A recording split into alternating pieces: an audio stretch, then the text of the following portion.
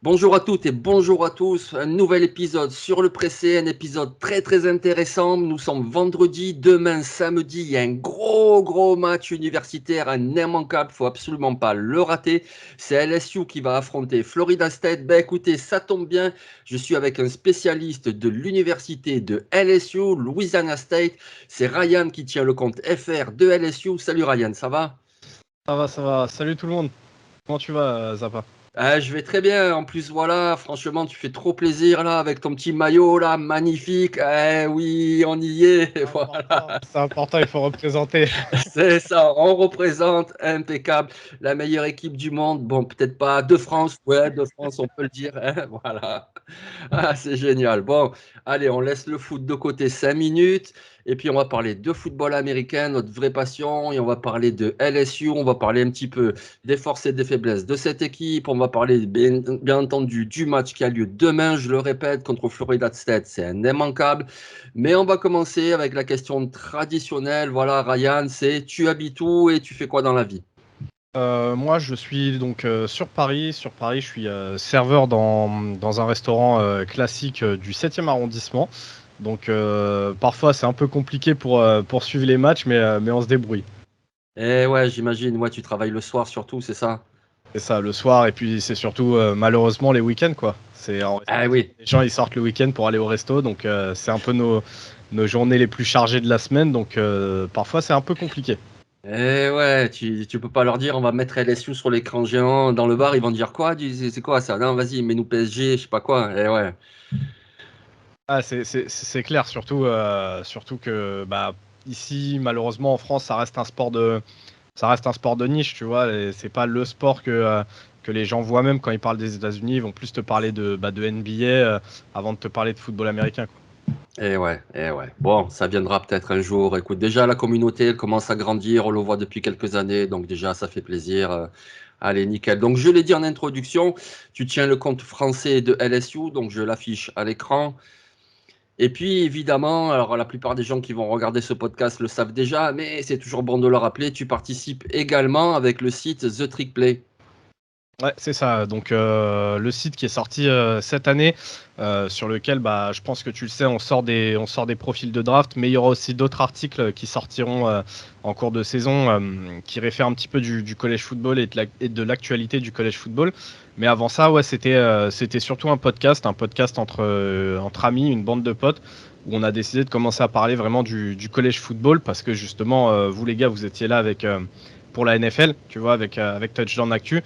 Donc on s'est dit, écoute, nous on adore le college football, on trouve que c'est une ambiance particulière, ça change un petit peu des matchs du week-end de NFL, donc pourquoi pas, on a lancé ça et petit à petit, ouais, c'est vrai que ça s'est développé et maintenant on est sur plusieurs plateformes, donc Twitter, SoundCloud, Deezer, toutes les plateformes de streaming audio que vous pouvez avoir, et le site internet qui est arrivé donc ouais, cet été pour la draft, justement en prévision de la draft.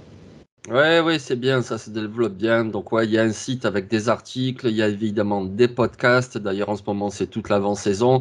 Vous avez toutes les équipes, si vous voulez, pour les rattraper, puisque voilà, le championnat vient à peine de commencer. Vous pouvez écouter les podcasts. Je vais également l'afficher.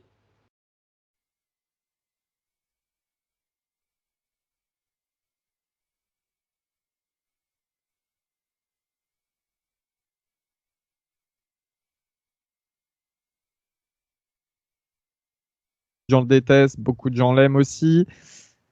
Le gros problème tout court de Fischer, on va le dire, avec C'est que Texas c'est une A&M, fraude. C'est à un moment donné qu'Elio il dit les termes parce que t'es passé sur le récap de la saison dernière, on dirait limite que c'était une année en moyenne correcte de Texas A&M. C'était extrêmement frauduleux.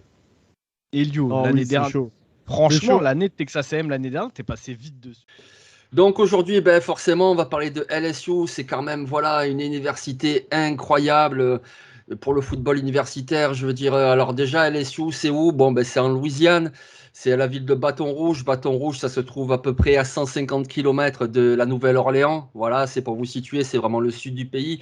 Donc LSU, c'est vraiment historique. La première saison de football, c'est en 1893. Vous vous rendez compte, voilà, quand on parle d'histoire, ben 1893, le premier match de championnat de football LSU, c'est majeur. C'est plus de 1300 matchs de football universitaire LSU.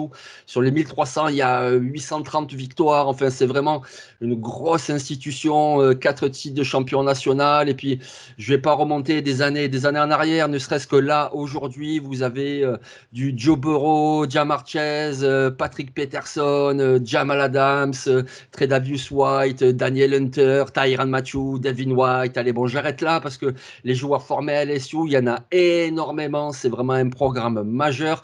Et en plus, un programme majeur qui évolue dans un stade incroyable, le Tiger Stadium, c'est 102 000 spectateurs possibles. J'ai regardé l'affluence 2022, c'est 100 596 spectateurs de moyenne.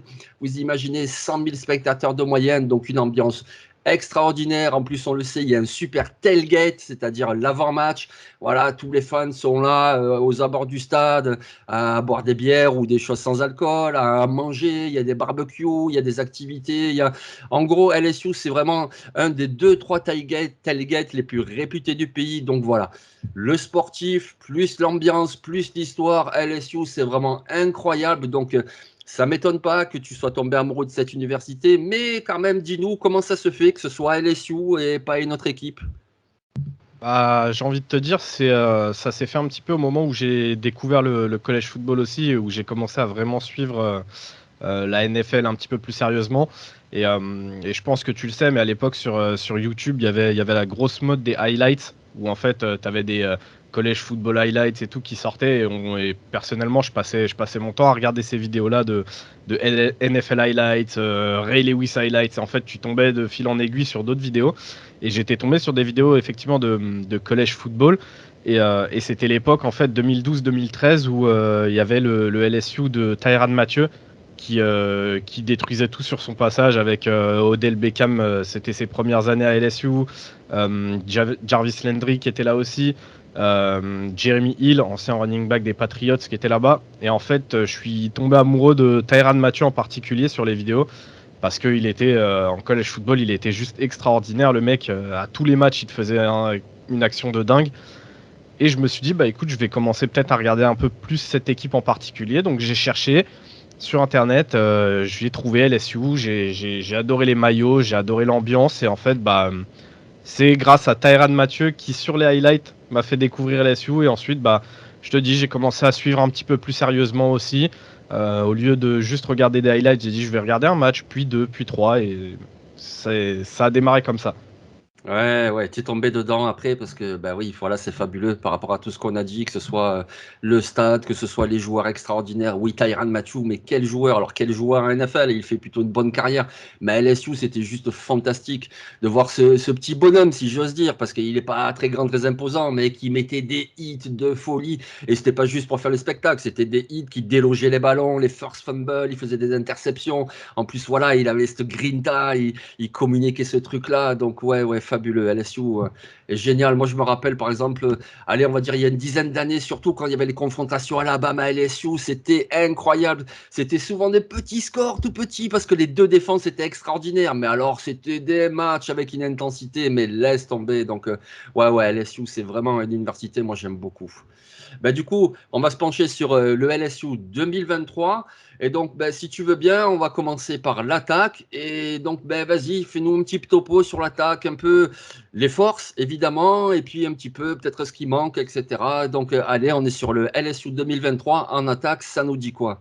Pour le quarterback, on devrait partir avec Jayden Daniels. C'est un nom que je sais que tu connais, un quarterback double menace qui court énormément, qui a vraiment fait la misère l'année dernière dans notre conférence, que ce soit grâce à son bras ou grâce à ses jambes. Si c'est le genre de quarterback qui vous plaît, je vous invite à vous mettre devant les matchs de LSU parce que vous risquez de le voir pas mal courir. C'est sa force principale.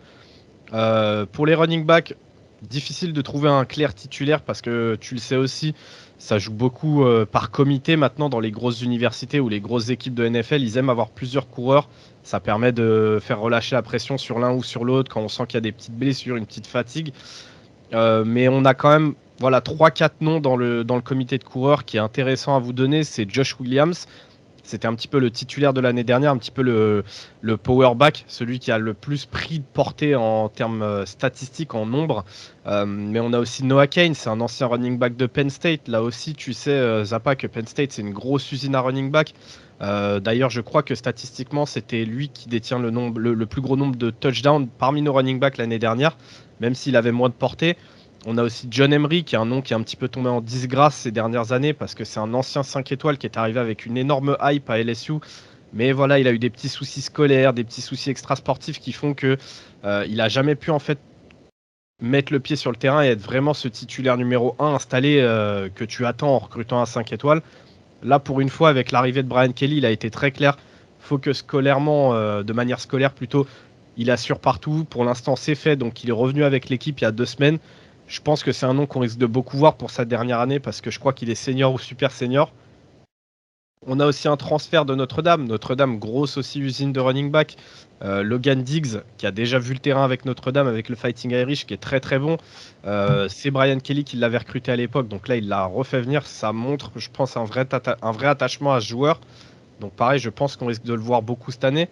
On a aussi Harmony Goodwin, qui était titulaire l'an dernier, qui faisait partie de ce comité, de ce one-two punch, qui là est plus un style de coureur...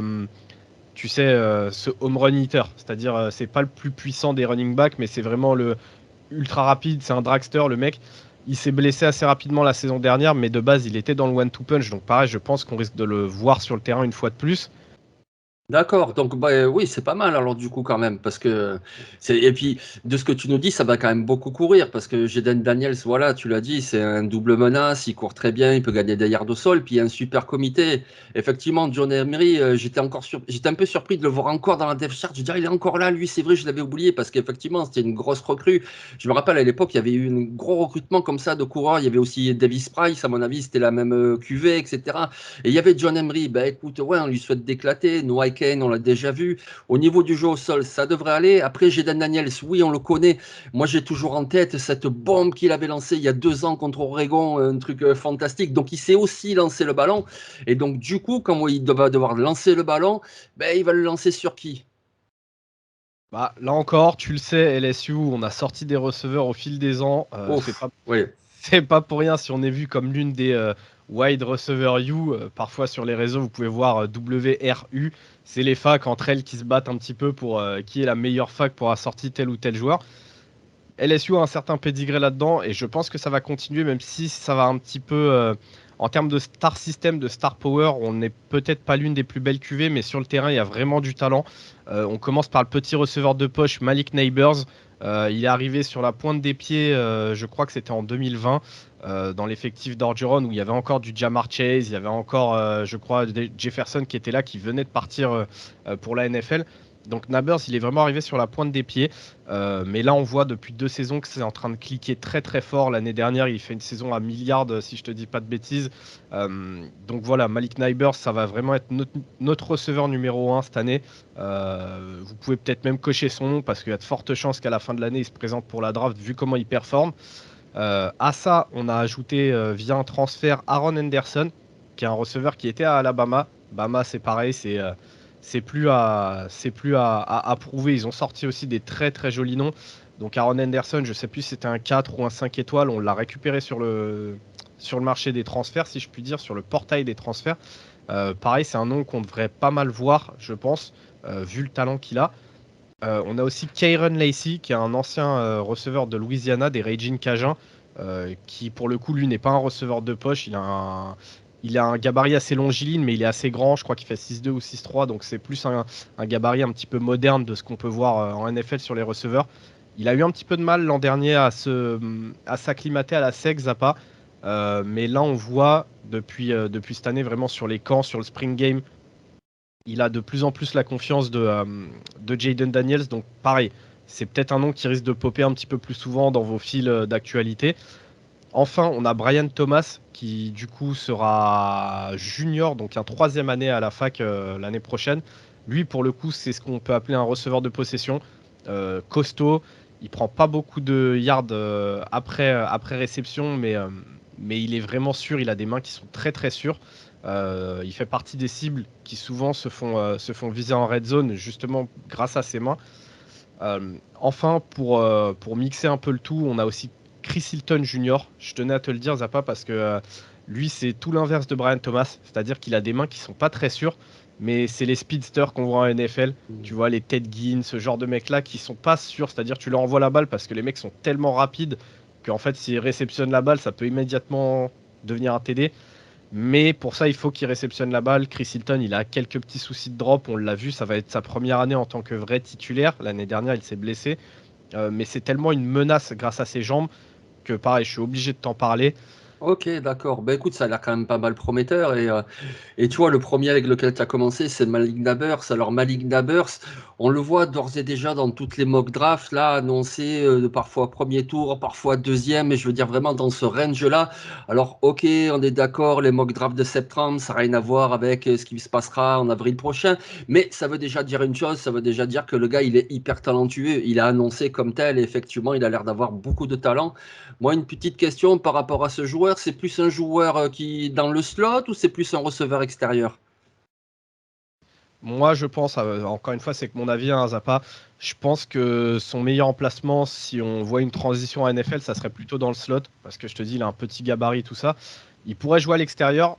Si tu veux une petite comparaison en termes de style de jeu, ce qui s'en rapprocherait le plus pour moi, parmi les joueurs qu'on a pu sortir, c'est Jarvis Landry. Tu vois, le Ouais. gabarit Oh, n'est pas extrêmement élevé, mais c'est un très bon route runner. ah Il oui. a des mains qui sont sûres. Mais pareil, si tu lui laisses de l'espace, tu vas avoir du gain après réception. Mais c'est pas là où il excelle non plus. Donc c'est vraiment plutôt route runner avec des mains assez sérieuses. Donc je me dis pourquoi pas dans le slot. Ok, d'accord. Ouais, ben à surveiller. En tout cas, ouais, un joueur très prometteur. Donc, l'escouade de coureurs, on a vu, c'est bon, check. L'escouade de receveurs, check, ça a l'air bien aussi.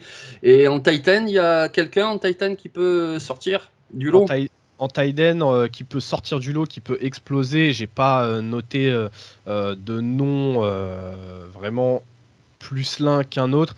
À savoir que l'escouade de Tiden, c'est une escouade qui était mais vraiment zéro sous Orgeron, notre ancien coach. C'est quelque chose que Brian Kelly est en train de reconstruire vraiment de zéro. C'est quelque chose qui lui tient à cœur. Il en a besoin parce que justement, il court beaucoup. Il a besoin de ses Tiden assez dominants. C'est une escouade qui se reconstruit bien, mais comme je t'ai dit, il n'y a pas de star dedans. S'il y a vraiment trois noms que je peux te citer, ça serait Mason Taylor, qui est notre actuel titulaire. C'est quelqu'un que Kelly a fait venir l'année dernière pour sa première année. Il a fait une première saison prometteur, mais voilà, c'est vraiment un tight end classique entre guillemets, c'est-à-dire que il est très bon bloqueur. Il peut être une menace à la réception, mais c'est pas la star de l'année, quoi. Hmm. Faut pas s'attendre à avoir vraiment un mec premier tour ou quoi, comme on a pu en avoir ces dernières années. C'est pas la Euh, première force, mais bon, ça peut se développer. Mason Taylor, il est que sophomore, je crois. Donc, à voir, peut-être cette année, il va prendre un peu plus d'ampleur et donc assurer, ouais. Donc, écoute, je vais reprendre aussi ce que tu as dit en introduction. C'est que quelque part, finalement, l'élément, le domaine un peu moins rassurant, ça serait cette ligne offensive. Moi, l'impression que j'ai, mais évidemment, on va tous t'écouter, c'est que les deux tackles offensifs, donc il y a Will Campbell à gauche et puis c'est Emery Jones à droite. Moi, j'ai l'impression qu'ils ont du talent, mais les deux sont sophomores. Est-ce que c'est vraiment ça la limite? C'est parce qu'ils sont encore un petit peu trop jeunes ou qu'est-ce qui se passe? ouais, je pense que tu l'as très bien résumé. La O-line, c'est un poste où vraiment tu vois la différence d'année, tout simplement, chez les joueurs. Ils ont fait une première saison en tant que vrai freshman, donc true freshman, c'est-à-dire vraiment des joueurs qui ont 18 ans, qui viennent tout juste de sortir de lycée. Ils ont fait franchement une saison très prometteur, les deux, que ce soit Will Campbell ou Emery Jones, avec deux styles un petit peu différents. Je pense d'ailleurs que des deux, c'est Will Campbell qui a le plus de talent. Emery Jones, c'est un petit peu plus de puissance physique, brute, mais qui doit encore vraiment travailler techniquement. Mais c'est vraiment nos deux meilleurs all-line, alors que les deux sont très jeunes. Après, à l'intérieur, on risque d'avoir donc le retour de Garrett Dellinger, qui est lui, pour le coup, un senior ou un super senior. Euh, Pareil, c'est correct, mais c'est pas une superstar. C'est un nom qui risque d'aller en NFL, hein, à la fin de l'année.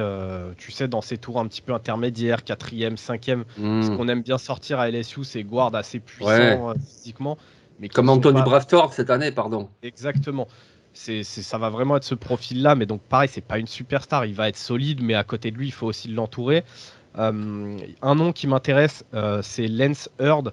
C'est un tackle qu'on vient de signer cette année, un des meilleurs tackles du pays, qui est 5 étoiles, qui arrive avec beaucoup de confiance. Je crois qu'au moment où il signe, il jouait dans la même équipe, dans le même high school que Will Campbell. Et quand on lui a demandé, mais si vous vous retrouvez tous les deux à devoir compete, à devoir, comment on peut dire ça en français? Si vous devez jouer tous les deux pour la place de left tackle, finalement, qui la prendra entre vous deux? Et en gros, il l'a dit avec beaucoup de confiance. Vous inquiétez pas, je connais Will et si j'ai décidé de jouer à gauche, je jouerai à gauche. Donc c'est D'accord. que lui, il doit savoir, il doit avoir un certain talent.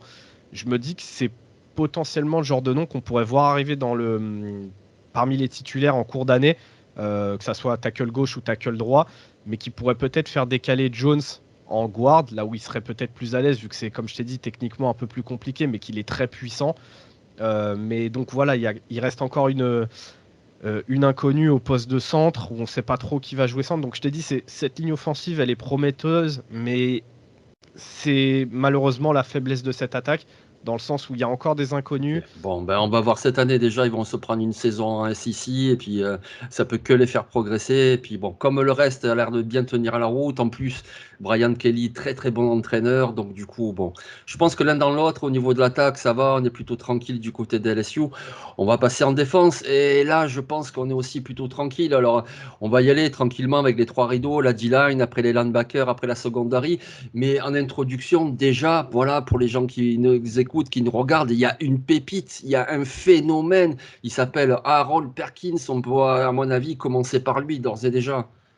Bah écoute, commençons par les linebackers. Effectivement, avec Harold Perkins, donc ancien 5 étoiles, qui était lui aussi true freshman l'an dernier. C'est simple, il a mis, je crois, 3 ou 4 matchs avant de rentrer dans les titulaires. Avant ça, il avait aucun temps de jeu. Il a commencé en grimpant les échelons, donc il a commencé par les special teams.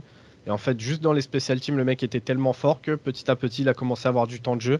Et à la fin, il a été titulaire, et non seulement titulaire, mais déjà superstar de l'escouade. Une escouade qui était laissée un petit peu à l'abandon avec certains départs en NFL d'anciens joueurs.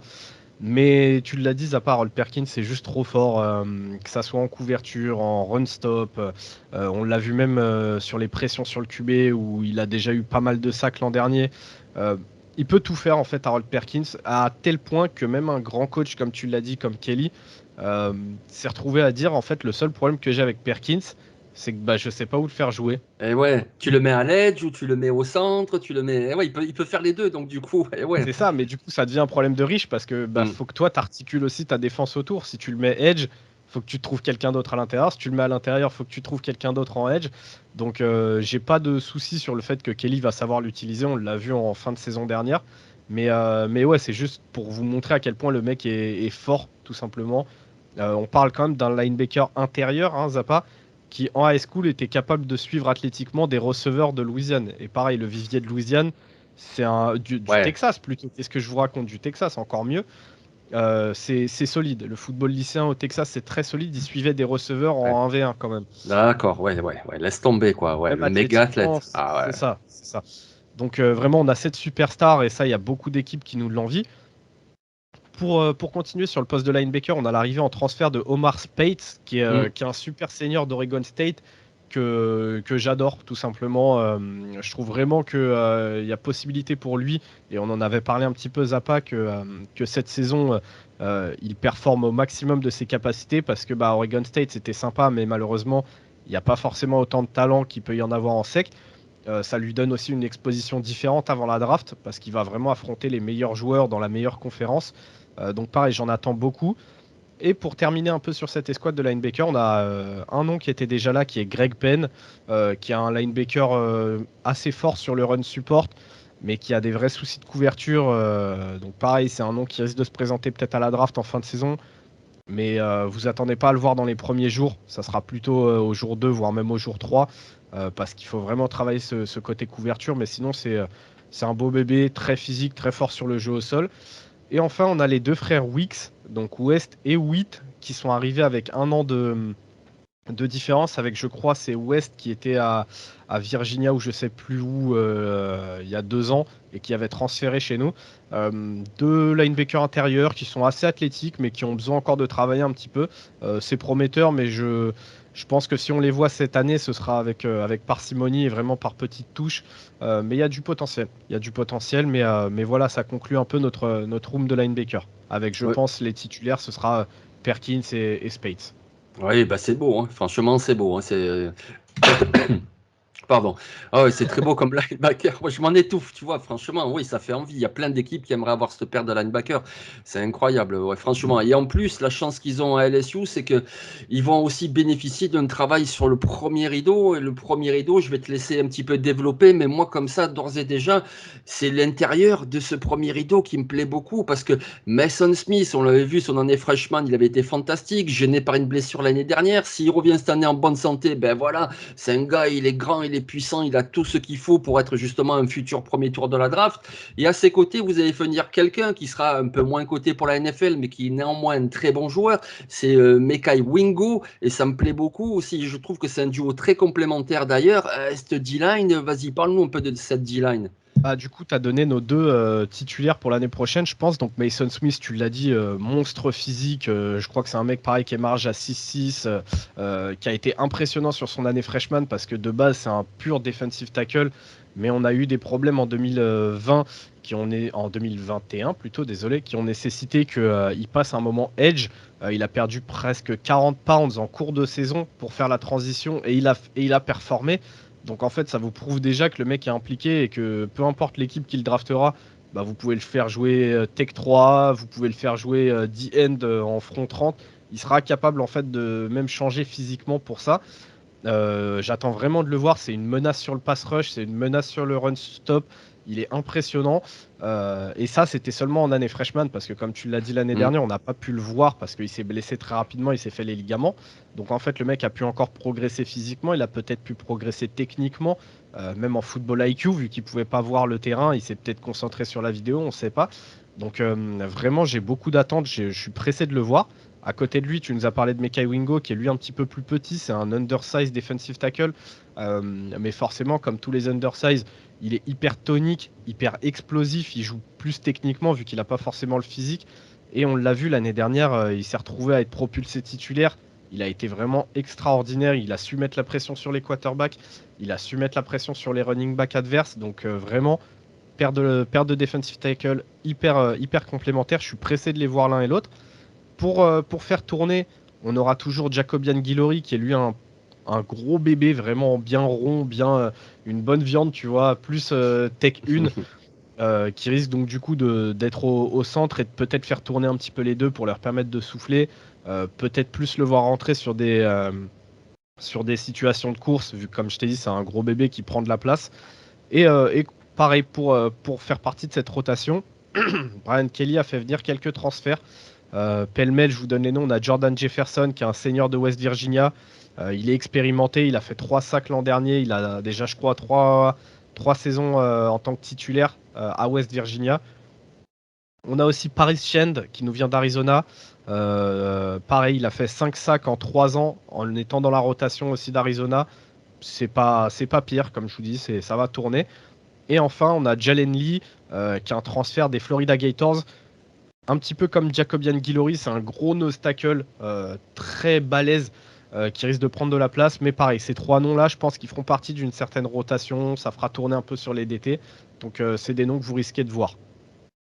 Enfin, on va parler des edge. Ouais, Zaza. à l'extérieur, eh oui, C'est ça, la forcément. position star de la D-line. Ou comme tu l'as dit, en fait, on n'a pas forcément les noms parce qu'on a nos 2 edge qui sont partis cette année. Donc, il y a une petite. Comment dire, petite recherche des edge cette année. On a 2 noms qui se dégagent déjà pour être titulaires. C'est Savion Jones, un gars qui était déjà là l'année dernière. Très gros athlète. Ça manque un peu de technique, mais il est très rapide, très puissant. Je pense qu'on risque de le voir prendre le rôle un petit peu qu'avait Ali Gay l'an dernier. Dans ce rôle un petit peu hybride, D-end, edge, qui peut un petit peu se balader parce que justement il est extrêmement physique. Et on a fait venir Ovi Ogufo de Texas, qui lui va peut-être prendre le rôle de BJ Ojulari. Il a un physique un petit peu plus tracé, lui aussi c'est un gros athlète très rapide, mais moins puissant que Savion Jones, un petit peu plus technique. Je pense que le vrai pur edge de cette équipe, ça risque d'être lui, il risque de faire une très grosse saison. Donc voilà, à retenir Savion Jones et Ovi Ogufo. Ok, oui, ça a l'air vraiment intéressant.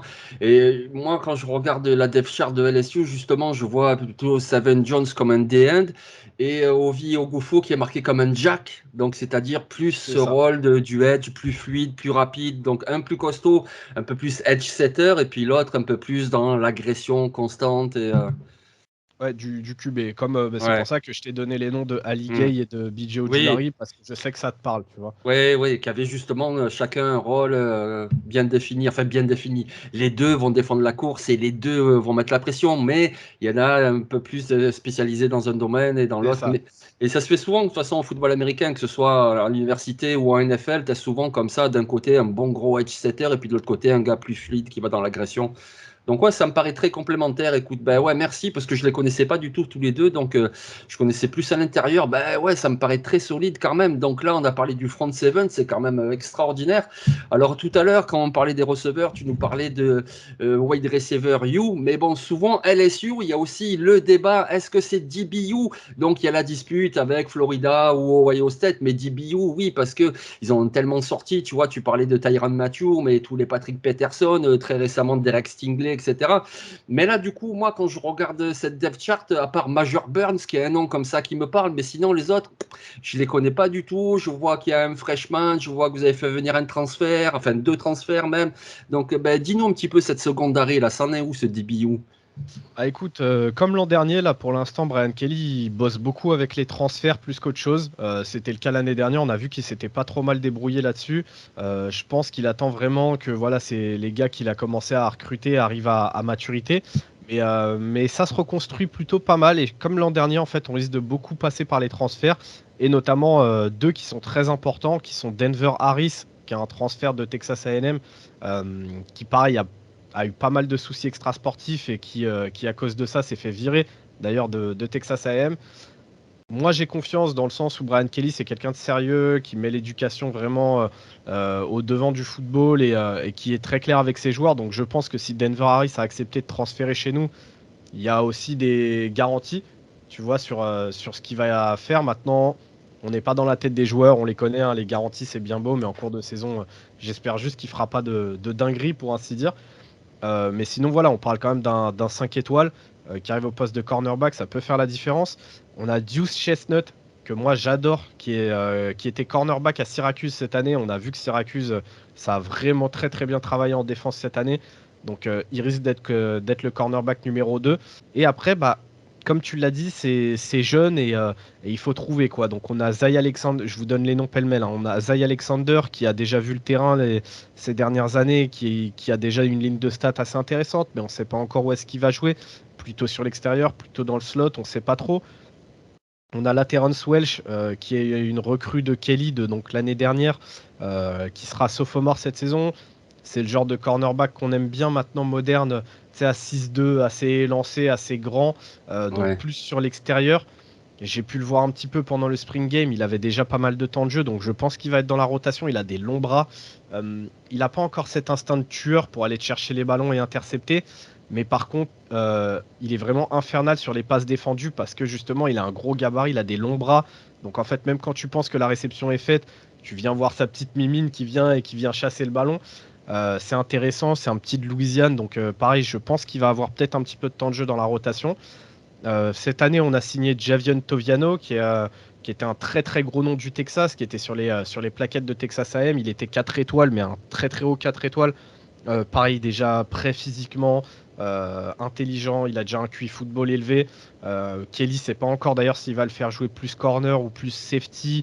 Il a hésité peut-être dans un rôle de nickel en premier temps. Mais donc pareil, c'est peut-être un nom, Javion Toviano, que vous allez voir cette année. Donc ça, c'était pour les cornerbacks. Et après, tu l'as dit, Zappa, on va parler des safeties et notamment Major Burns qui risque de prendre un des deux spots de titulaire, qui est un ancien safety de Georgia. Pareil, physiquement, il est prêt. Il a déjà tout ce qu'il faut pour. Il lui manquait peut-être une petite année encore de maturation, on va dire. Il l'a eu. Là, il va vraiment arriver en tant que titulaire installé. J'attends des jolies choses de lui physiquement. Comme je t'ai dit, il est prêt, il va vite, il est puissant. Il n'a pas peur d'aller au contact sur les jeux de course. À côté de lui, on a le senior ou le super senior, qui est un ancien transfert d'Arkansas, Greg Brooks, qui risque de prendre le deuxième spot. Donc je pense que notre paire de safety, ce sera ces deux noms-là. Et derrière, bah, comme je t'ai dit, c'est des transferts, c'est des jeunes qui risquent d'être dans la rotation. On a Sage Ryan qui a déjà vu le terrain l'année dernière, déjà dans un rôle de rotation. On a André Sam, que moi j'attends beaucoup, qui est un transfert de Marshall. Marshall, c'est une petite équipe, donc pareil, il y a cette petite transition entre Marshall et LSU qui va devoir se faire. Mais voilà, l'année dernière, en étant titulaire, il chope quand même 53 plaquages, 7 passes défendues, une interception. C'est pas dégueulasse. Donc je pense qu'il devrait aussi être installé dans cette rotation des safety. On a Quad Wilson qui a joué le ball en fin d'année et qui a fait, je crois, en un ou deux jeux, il a fait une interception, qu'il a remonté en TD pour 99 yards. Donc, tu as ce petit côté, tu vois, instinct de tueur. Pareil, c'est un nom qu'on risque de voir dans la rotation, mais pas être titulaire installé. Il est encore très jeune. Et après, c'est tous les petits freshmen, Jordan Allen, Ryan Yates et Kylin Jackson. Pareil, c'est des noms que vous verrez peut-être pas sur le terrain, sauf en special team, mais c'est intéressant quand même de les donner. Ok, très bien. Ben, tu sais quoi, peut-être que je vais dire une bêtise, tu me corriges, mais l'impression que j'ai à l'énoncé de cette défense, c'est un petit peu l'impression que j'ai avec votre attaque, c'est-à-dire qu'il y a beaucoup de secteurs qui sont vraiment comblés, où tu as vraiment des certitudes, et puis il y a un secteur où c'est encore comme ça, incertitude, développement, donc c'est la ligne offensive en attaque, et ça serait la secondary en défense. Ouais, ouais, c'est exactement ça. Après, comment dire, j'ai quand même plus de certitude sur notre secondary que j'en ai sur notre O-line, dans le sens où les transferts, c'est des noms que je connais, c'est des mecs qui ont déjà vu le terrain, qui sont expérimentés. Il y a cette petite balance qui est fine, mais qui est importante, tu vois, dans le football américain, entre jeunes très talentueux, mais jeunes, et vieillesse, tu vois, un peu plus expérimenté. Là, je pense plus à nos safety, donc Greg Brooks, qui a quand même, je crois, 5 ans d'expérience. On a Major Burns, qui a 2 ou 3 ans d'expérience, qui est passé par Georgia, donc pareil, le haut niveau, il connaît. Ils seront là, en fait, pour entourer les jeunes. On a Deuce Chestnut, pareil, qui est un senior, qui a déjà vu le terrain avec Syracuse, qui pourra peut-être essayer de tempérer un peu les ardeurs de Denver Harris, qui est lui très jeune. C'est ce côté-là que je retrouve pas sur notre line, où pour le coup, en vrai vétéran, tu as Dellinger, mais ensuite tout le reste, c'est très jeune. C'est pour D'accord. ça que tu vois, j'ai plus de certitude sur le secondary que je peux en avoir sur la O-line. Bon, mais tu sais quoi, tant mieux, parce que bon, on va quand même parler du match de demain, et demain c'est Florida State. Je veux dire, si on commence vite fait à énoncer les petits gars offensifs que justement cette secondary va devoir défendre, ben quand même ça fait peur. Enfin, ça fait peur. On n'a pas peur, c'est le football, on va jouer, mais je veux dire, il y a du talent, quoi. Il y a le quarterback Jordan Travis, c'est un quarterback double menace. Alors oui, il court très bien, mais il sait aussi lancer des ballons. On l'a vu lancer des ballons. Et puis il va les lancer sur le receveur Johnny Wilson qui fait 2 mètres, qui est très bon. Ils ont fait venir un autre receveur, Keyon Coleman. Il y a aussi un très bon coureur, Trey Benson. Il y a aussi le Titan Jaime Bell qui fait un petit peu de tout. C'est-à-dire qu'il fait Titan, il fait fullback, il fait coureur. Donc quand même, offensivement, Florida State, ça va être costaud à défendre. Ah, ça va être costaud, mais de toute façon, on le sait, hein, on a dit ce match-là, ça va être un des immanquables du collège football. Ah oui. Les deux équipes là sont déjà annoncées dans le top du collège football pour potentiellement aller en playoff en fin d'année. Tu l'as dit, on a deux gros quarterbacks, on a deux grosses offensives, que ça soit receveur, running, on a deux jolies lignes offensives, hein, parce que c'est pareil, Florida State, les noms sont peut-être pas plus ronflants, mais c'est solide, ça travaille bien. Donc non, ça va être une vraie opposition. On l'a vu l'année dernière, on s'est affronté aussi en week 1, ça s'était terminé sur un tout petit point, sur un field goal manqué à la fin par notre kicker qui était encore un petit genou. Donc voilà, on risque de réavoir en fait un gros match. Là, ça va être l'année 2 de Kelly, il a pu poser son staff, il a pu poser ses joueurs. Donc on verra, mais ça va être en tout cas un très gros match. Et c'est pareil du côté de défense, hein. Je pense que c'est pareil, tu n'as pas parlé de la défense de Florida State, mais il y a aussi des très gros noms, pas mal de mecs qui reviennent. Juste comme ça, hein, il y a des noms dans cette défense de Florida State qui déjà cette année à la draft auraient dû partir dans le premier tour et qui ont choisi de revenir pour essayer d'aller chercher un titre avec Florida State. Donc c'est pareil, tu leur donnes encore un an de développement physique, de développement technique. Donc non, ça va être, je pense, un très gros match. Ah oui, oui, je pense aussi. Oui, le joueur dont tu parles, donc c'est Jared Verse, c'est le defensive end qui effectivement aurait pu se présenter et être top case de la draft. Et puis voilà, il sera à nouveau là. Et puis tu as Jared Verse d'un côté, mais j'oublie pas de l'autre côté, il y a un petit jeune, il s'appelle Patrick Payton. Alors, c'est pas le même gabarit, il est plus fin, plus longiligne, mais alors il est très rapide. Et je pense que justement, avec la ligne offensive qui va être occupée avec Jared Verse, ben, de l'autre côté, Patrick Payton, il peut faire de très bonnes choses. Et puis, ils sont pas seuls. Moi, j'aime bien le linebacker Calen Deloche aussi. Alors, c'est pas un linebacker très imposant, on dirait presque un safety, un peu ce poste hybride-là, mais alors le gars, il sait tout faire. Je veux dire, il fait des plaquages, il est en couverture, il est de partout, il est très rapide. Donc, il y a aussi une bonne défense du côté de Florida State. Donc, ouais, ça va être vraiment un gros match, une belle opposition. Ouais, c'est clair. Pour contrer notre jeu au sol, tu as aussi Fabian Lovett, le defensive tackle, qui lui aussi a choisi de revenir encore un an. Et pareil, c'était un gros nom déjà cette année à la draft.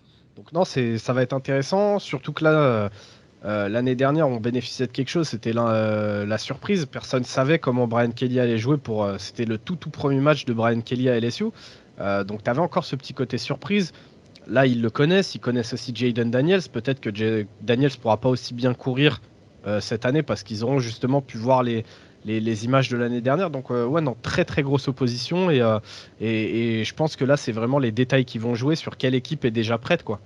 Ouais, puis voilà, comme tu l'as dit tout à l'heure, une grosse implication pour les playoffs sans doute, parce que c'est deux équipes qui sont prévues pour être dans le top 10.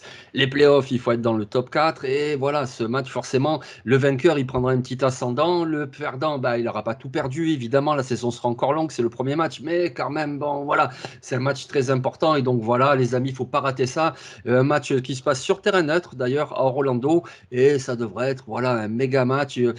Si vous êtes là à 1h du matin, que vous rentrez de boîte, de sortie, ou même le lendemain au pire, regardez au moins un résumé, parce que franchement, c'est vraiment un gros match. Ouais, c'est clair, c'est clair. Même pour les gens qui te suivent et qui apprécient notamment la NFL ou la draft, regardez-le parce que, comme on vous dit, là, il y a beaucoup de noms qui risquent d'être là à la draft en fin d'année. C'est une assurance que je peux vous faire. Même si les deux équipes font des saisons finalement décevantes, il y a des noms sur ce Ouais. match-là qui vont vous parler 2, 3 ans plus tard en NFL, quoi. C'est sûr et certain. Donc on a parlé de ce match, on verra bien demain ce que ça donne, mais sinon maintenant si on se projette un petit peu sur la saison, voilà, si je survole un petit peu le calendrier, évidemment c'est la SEC, vous avez Mississippi State, Arkansas, Ole Miss, ça va être un beau match, Auburn, pas évident, Alabama évidemment, les Gators de Florida qui à mon avis sont pas terribles cette année, mais bon c'est quand même une rivalité, et puis Texas A&M, enfin il y a quand même de grosses oppositions. Allez, comme ça, vite fait, comment tu le sens? Qu'est-ce que tu en attends? Si tu as un bilan, si tu as un prono? Bah, écoute, je vais te faire le même prono que j'ai fait dans ma preview de LSU. Je pense que là, avec l'équipe qu'on a, qui est blindée de talent dans tous les sens, l'année dernière, on a déjà chopé le titre de SEC West, où on est parti ensuite affronter Georgia au SEC Championship Game. Je pense qu'il faut toujours voir mieux. C'est pas pour rien qu'on paye Kelly, qu'on fait venir un coach comme lui. Là, il a l'équipe, même s'il y a des petites faiblesses à droite à gauche, tu peux pas comment dire, faire moins bien. Ça serait déjà un retour en arrière. Donc je les ai annoncés à 11-1 avec une défaite, je pense, contre l'un de nos rivaux. Tu l'as dit, un Florida qui est pas forcément extraordinaire ou quoi, ou un Texas A&M, c'est toujours des matchs accrochés. On a Auburn qui aime bien nous faire des matchs accrochés. On a Bama qui va revenir fort. Euh, donc peut-être un des quatre qui va choper une win et ensuite bah on verra. Après, notre destin, il sera plus entre nos mains. Il faudra faire confiance au comité et voir ce qu'on peut faire. Mais donc, je pense, ouais, une défaite dans le calendrier. Et après, bah, malheureusement, si on va au SEC Championship Game, tu sais, hein, t'affrontes Georgia. Eh, eh. Là, t'envoies une pièce en l'air et on verra. On s'est fait ouvrir l'année dernière. Là, on n'a pas la même équipe, eux non plus. Donc, si on y retourne, il faudra voir. Mais donc, il faut vraiment essayer d'avoir cette target, cette cible, cet objectif de le SEC Championship Game et ensuite on verra potentiellement aller accrocher les playoffs. Je pense que cette équipe elle peut le faire. Elle a le talent pour. Maintenant, faut que ça clique, tout Oui, simplement. oui. Oui, c'est ça, il faut que ça clique parce que voilà, c'est sur le terrain que ça se passe. Donc là, moi, ce que je veux dire, c'est juste comme ça, global, c'est sur le papier. Donc non, c'est sur le terrain que ça se passe. Mais franchement, moi, sur le papier, je vois LSU favori de votre division parce que la SEC, c'est comme ça. Il y a deux divisions. Donc il y a l'Est, puis il y a l'Ouest. Hein. Et quand je regarde vos adversaires cette année, franchement, alors il n'y a rien de facile. C'est de la SEC. Il y a forcément des joueurs de talent dans chaque équipe. Mais bon, Ole Miss, il y a quand même des trous. C'est pas extraordinaire. Mississippi State, pareil, c'est pas extraordinaire. Arkansas, oui, bien sûr, faut se méfier du combo entre le quarterback et le running back, mais sinon, dans l'ensemble, LSU, c'est quand même meilleur. Je trouve qu'au Florida, ben ouais, même si l'ami Guigui s'enflamme, c'est quoi qui disait hype maximum, et puis après il te parle des mecs, c'est que des freshmen, c'est que des freshmen, et bon, si tu veux aller Guigui, on le connaît, il est comme ça, mais franchement, Florida, à mon avis, ils seront un petit peu dans le creux cette année. Alabama, ben, il faut qu'ils se remettent de la perte de Bryce Young, et puis même quand tu Ah. regardes l'effectif, ils n'ont pas les receveurs ou des défenseurs comme on a pu voir il y a quelques années. Donc, c'est pas le Alabama d'il y a 2, 3 ans, 4 ans. Donc, ouais, moi, je pense que, je ne vais pas dire l'autoroute, il n'y a jamais rien qui est facile dans le sport et dans le football, mais je pense que vraiment, ouais, tu me dis 11-1, moi je ne suis pas choqué, tu vois, je ne suis pas là à dire ouais, t'es un fan, non. 11-1, je trouve que vous avez vraiment la place de le faire cette année.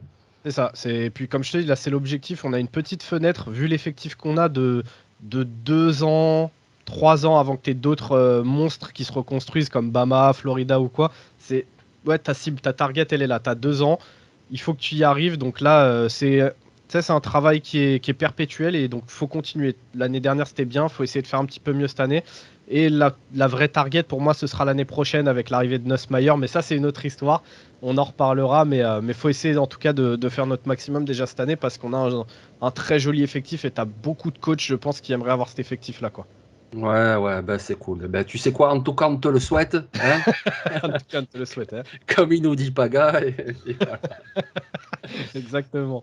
Bon, les amis, ratez pas ce match demain, voilà, à 1h30, je sais, c'est la nuit, mais ça va, c'est le week-end. À 1h30, vous avez LSU Florida State, c'est extraordinaire, faut pas le rater.